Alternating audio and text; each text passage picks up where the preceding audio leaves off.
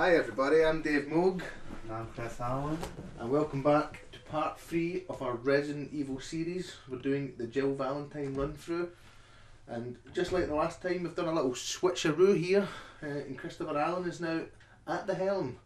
How are you feeling about your second time up, Christopher? Yeah, I'm feeling pretty good about it. We'll see how it goes. But been playing a bit of the game by myself, so getting a bit used to the controls now. So hopefully not so many mistakes this time. We'll see how it goes. At the end of the last series, part 2, we just got the fake key which we need to replace to get, I believe is it the helmet key this time we're going for? Yeah, I think it is the helmet key. Christopher's just giving this zombie the run around, trying to conserve our ammo. I don't know if we really need to do that. I'll just remind the audience that we are on very easy mode just to get through the game as quickly as possible. It's not that that's the mode we need to play in. So we're just walking through these corridors. These are the new corridors again, not seen in the original game. Oh dear! That was our first Crimson Head zombie. You're going to have to deal with that on your way out. Yes, let's look forward to that one. I'm maybe thinking on easy mode they'll maybe just go down with a one shot. See, ideally you want to try and take the zombies' heads off. Taking the zombies' heads off or setting them on fire stops the Crimson Head zombies. But I'm hoping they're not going to be too much hassle in the mode we're playing.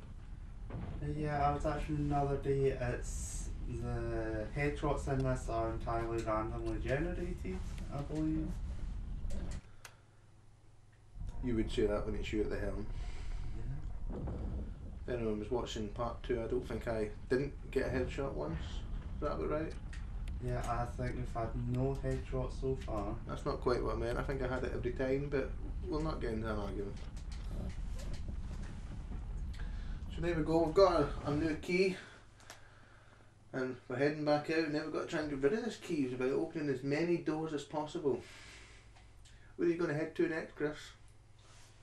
Disneyland. Disneyland. Well, here we go. That was a wee bit disappointing there. I was hoping you were going to get attacked straight away by the Crimson Head. No such luck though.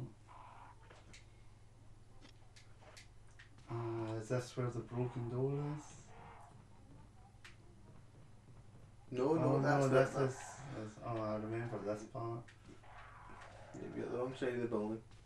What you may be able to do here is, if you can get a hang of the steering, is you may be able to walk out this door here, and we should be able to maybe use that key to get into the piano room. I'm not sure if that's this key or if maybe a key too early there. I think it actually might be this key.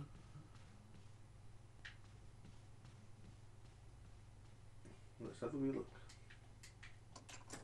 Yeah, it's the armour key, it's not the helmet key, my apologies. And Christopher heads back outside just to get the wooden, I don't know what you would call that, the wooden mount emblem, I think it's called. Do we really need that just now? Because remember there's you need the missing score. Well, of course, I'm thinking about the old school Resident Evil with the missing score was in the piano room. That's right, it's in a new room now.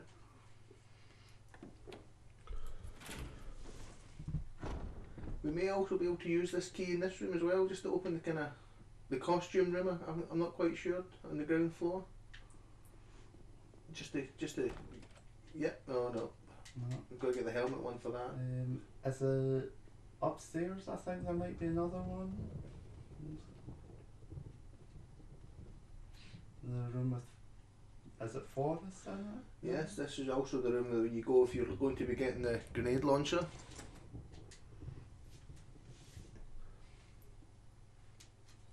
The grenade launcher, of course, can hold 3 different types of round, I believe. It's got its normal grenade rounds, the acid rounds that I think we've seen Barry give us earlier on, and my personal favourite, the flame rounds. Although I think when you get it at the start, it's just got It's just got the grenade rounds in it. Just having a wee bit of difficulty picking up the ink ribbon there. It's all about the angles. Yeah, I think it's actually bullets, but we'll see. We explained in part 1 the difficulty you've got with this game with the steering.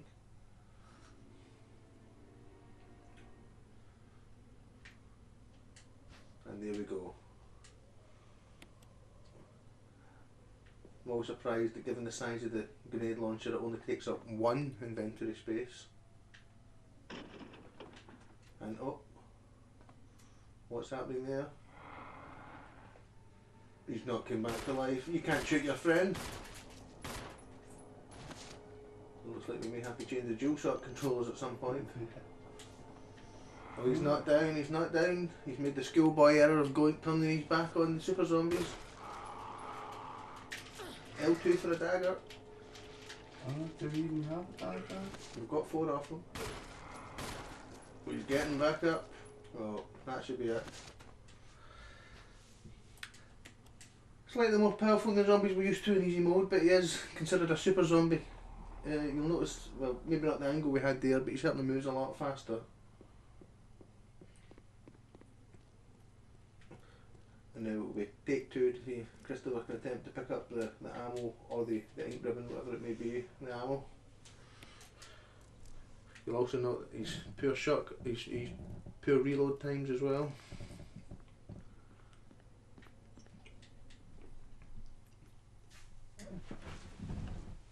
So let's go and look for more armoured doors. Oh, finally got a wee reload there. So, yeah. Where can we go now? We've got the dog whistles. I believe at this stage in the game we're looking for the death masks. Oh, you're in caution as well there, maybe a wee help wouldn't go amiss. Yeah, maybe.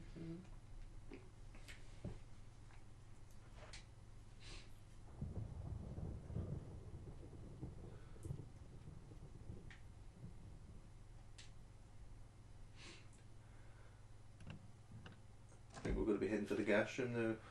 Have you been to the gas room yet? No, with the armour, right? Yeah.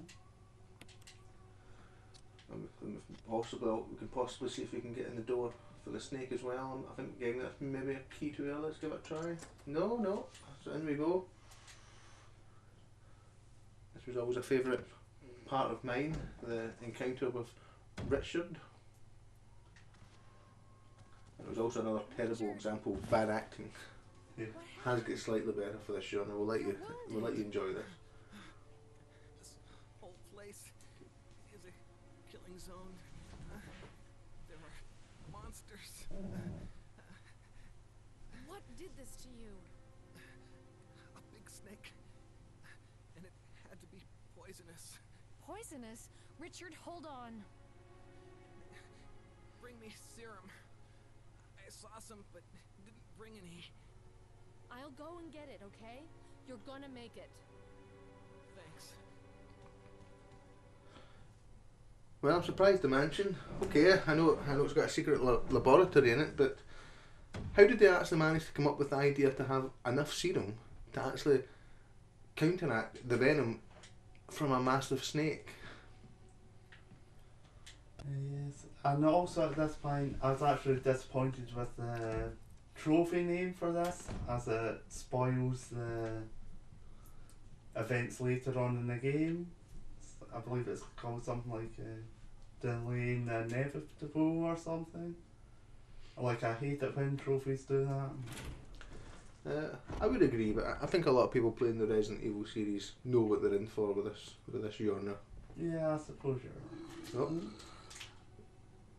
Here comes that dagger. We don't want to kill that zombie though, because we don't want that one turning into a crimson head. Yeah, hence the dagger too. It wasn't just that I forgot it was there, I mean. And that's a nice feature, it's like the zombies that come out the door randomly. I thought it was just the wind.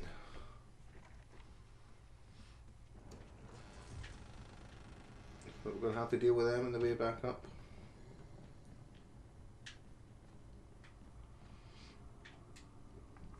always used to refer to this room as the Rebecca Chambers room. This is the room where you first encountered her. And I was actually quite disappointed when I was doing my Chris playthrough to find out that this isn't the room you actually meet her in. Yeah, like in my Chris playthrough I met her in this, but actually she was with Richard. I don't know, is there other places? Or maybe that's the one, I don't know though. No, that's where I met her as well, just having the Richard playthrough. So now it's a race against time to get back. Where's the zombie went? One shot. Again, ladies and gentlemen, that's what you call easy mode. It's certainly not a skill on the part of Christopher. Of course not. He's going to go for the kite this time. Still got 3 daggers to use. We could have had 4 daggers if we'd picked the one outside the balcony where he fought Kenneth. But you don't want to have too many. I think we're all dying to see the battery in action as well.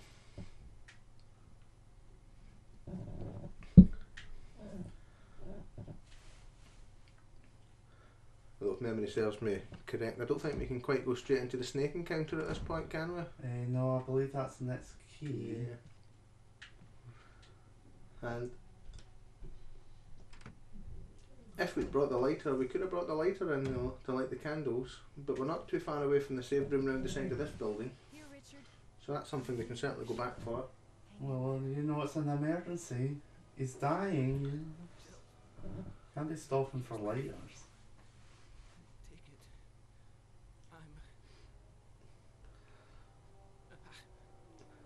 Richard, obviously one of the most intelligent members of the Bravo team, or the Stars for that matter. He's one of the few people that actually bothered to bring a radio.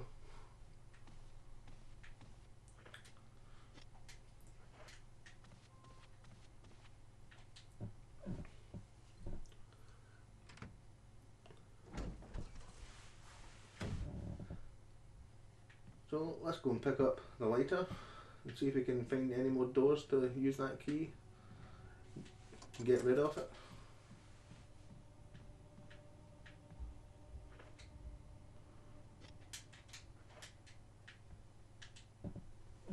You see they were not going for the wooden mount there.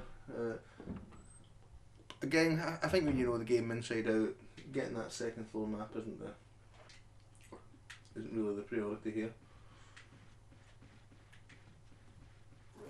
Oh, we've got a Crimson Head. Oh, and Christopher's ran. He's ran. They're challenging it. All about ammo conservation, me. You've got to learn to burn those zombies.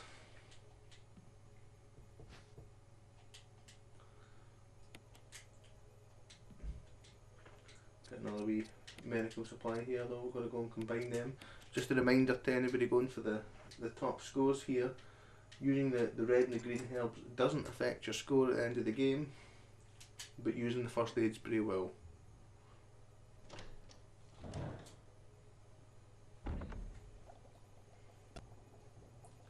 And here we all ran into Barry again. What is he up to? Jill. Barry, I didn't mean to get you that excited. Right. Anyway, you should read this. He's found the researcher as well. Looks like the researcher here, in his last moments, decided to write his will and testament out in the mansion. What I don't understand is when you come here at the start of the game, clearly the zombies aren't too hard to dodge. Why did the researchers not try and dodge away around these zombies and just try and get out the mansion? Did they know the dogs were out there? Maybe they tried it? Who knows? And what kind of a name is Crackhorn anyway? Martin Crackhorn, the researcher. Right about this mansion being quite We unnatural. don't even see his body. Away with understatements. Where's the part that's torn off? Well, my only guess is that it was the most important part and somebody didn't want anyone to see it.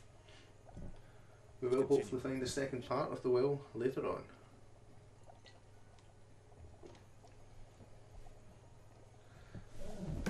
So we're in the old fish and bug room. We've got enough inventory slots to figure out the puzzle.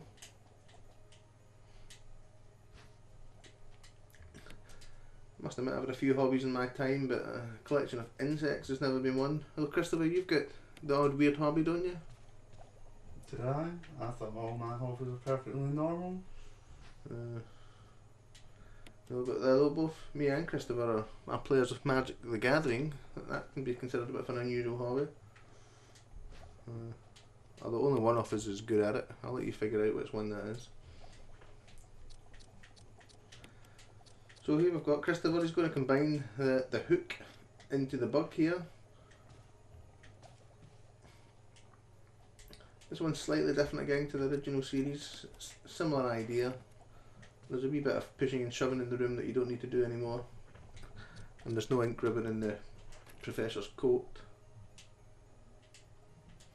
Now we're going to press the inevitable switch. I love the fact that even in the remake of the Resident Evils, you never actually see the switch. It just tells you it's there.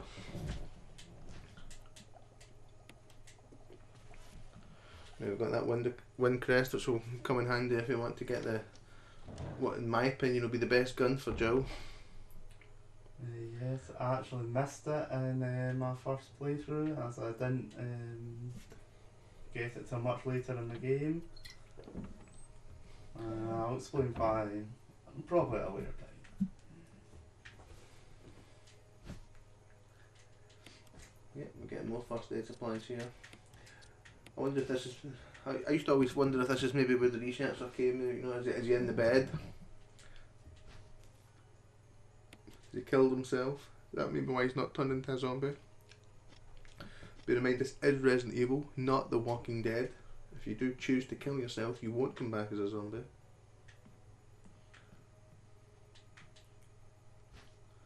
We do have another ink ribbon there, but Christopher decided to go for the herbs. Again, on the easy mode, we are getting 6. Is it 6 10 ink ribbon? 6. I don't think we're going to need to pick up every one as we go through the game here. He is going to have to go back outside now and tackle the Crimson Head. Something we've not seen him do yet.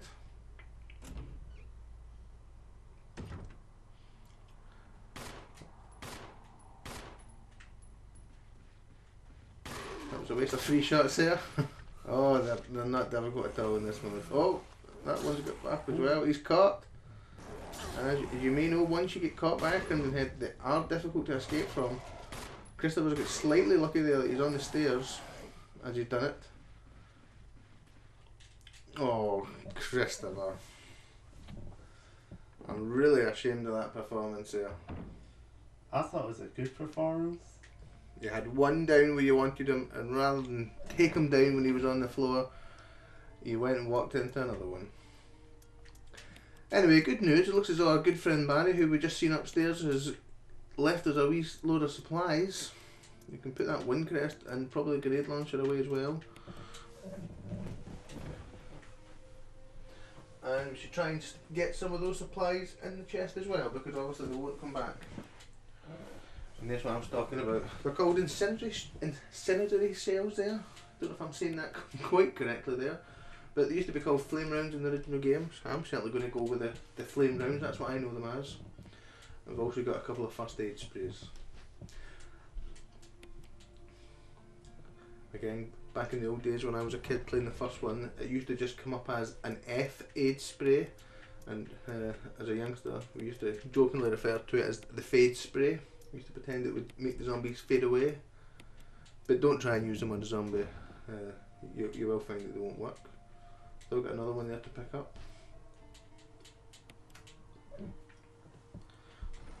So again, because you'll notice we're playing it on very easy. We do have a large selection of items for healing that we're certainly not going to need. Christopher a wee bit OCD there with how he likes to have his box looking. Yeah. Well, I know how you like it, so I could do without you complaining later on.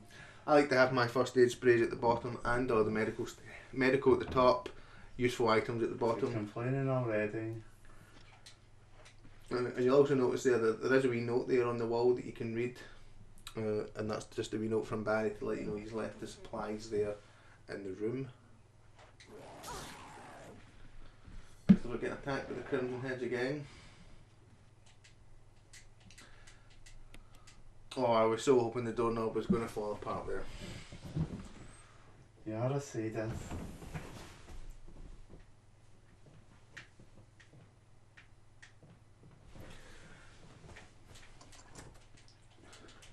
And again, this is another room that's changed quite somewhat since the beginning. Not in terms of its actual design, but the actual puzzle itself. In the original game, this was a puzzle where you would try and determine the age of the person in the painting. And then I believe the clue in the big painting at the end was always, something to do with from birth to death, and then you would press the buttons in order of their age. This one went slightly different. It's went for the stained glass approach. You've got to take note of the colours of each item that they're wearing. So we've got a green, which looks like a kind of a crown or a headband. We've got a purple necklace, and then we've got a kind of wristband which is orange. Yeah. And you'll also notice that the woman in the picture, did you notice her name there, Christopher? I may have missed that. Her name's actually Lisa, which is also the name of a person that we'll be coming across later on in the game. Doesn't say for definite that it's the same person, but I've got a strong feeling that it maybe is.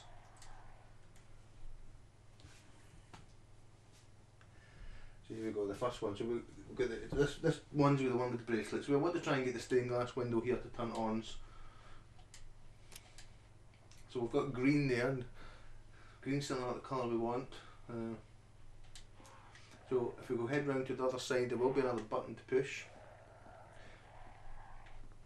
Which is also the title of one of your favourite songs, isn't it, Christopher? Push the Button by, is it the Sugar Babes? A favourite of yours?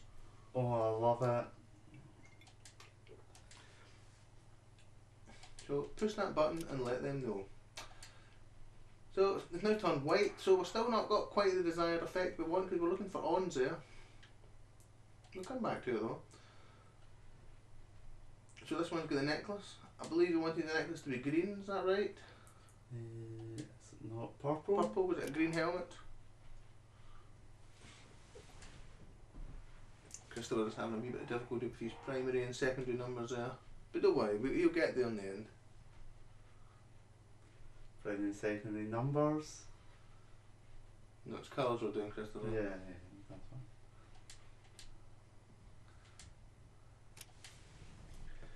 Well, he's managed to get on, but it's not for the right thing. So we head back down to the other side.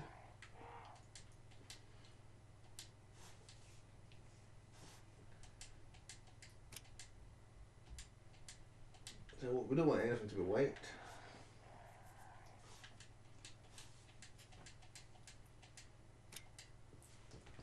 A green crown. So we've got the crown green.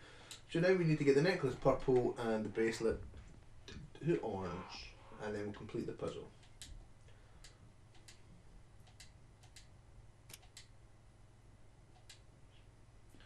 So we're back to the pure white again. We certainly don't want that. But we have managed to get the orange bracelet. So one more button to press.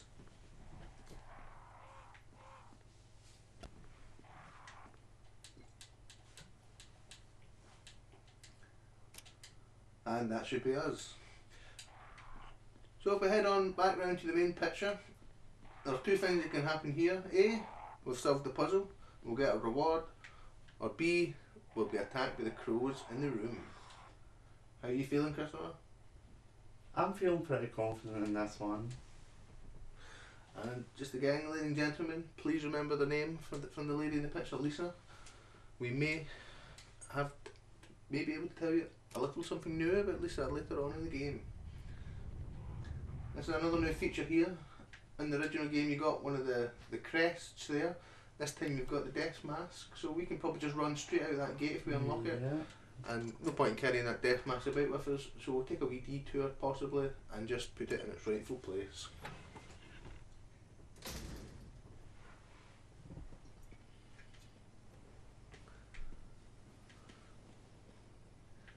Okay, Chris, I'll just get a wee bit lost there.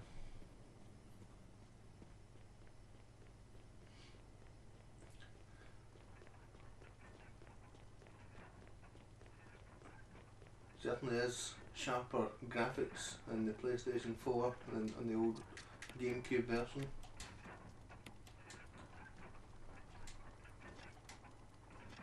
You notice that Christopher yet again managed to get his health down to caution. On the very easy mode. If you would like to leave a comment on the page about how you've managed to do that not once but twice, please feel free to do so. We do welcome your comments. You can also look him up on Twitter. On his tag it's at Surfer Rosa, is that correct? Yes, it is indeed But correct. I believe that O in Surfer Rosa is a 0. You would also be right. And if you would like to have a wee chat with myself, my Twitter is at Dave Moog. Just like the channel. So, 4th attempt, you got the mask in the right place. And I was just showing the viewers what it said about all the masks. I'm sure that they were really interested in that, Christopher. They'll all appreciate it. But we've still got another 3 masks to go.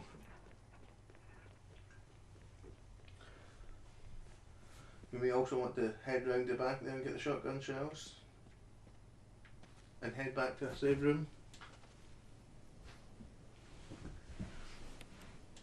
And we've also still got another door to open with that key.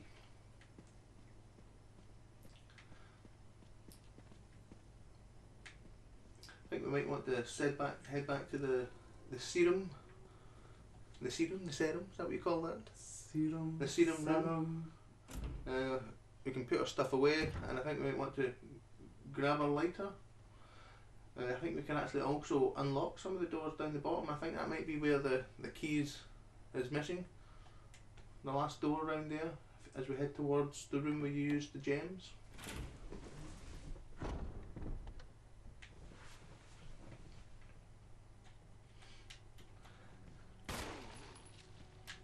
Oh. Again, yeah, you notice Christopher just kiting them around the room. We've already got a bit of a problem with the Crimson Head zombies, so we don't want to create another one.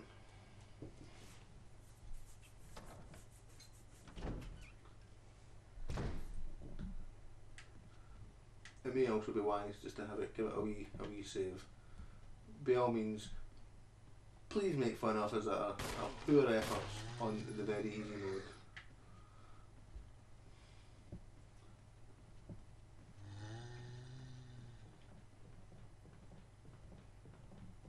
Is it true you actually did manage to complete this game up a level, Christopher? Believe it or not, it is true, yes. You'll almost be ready for normal mode. Almost. Any day now.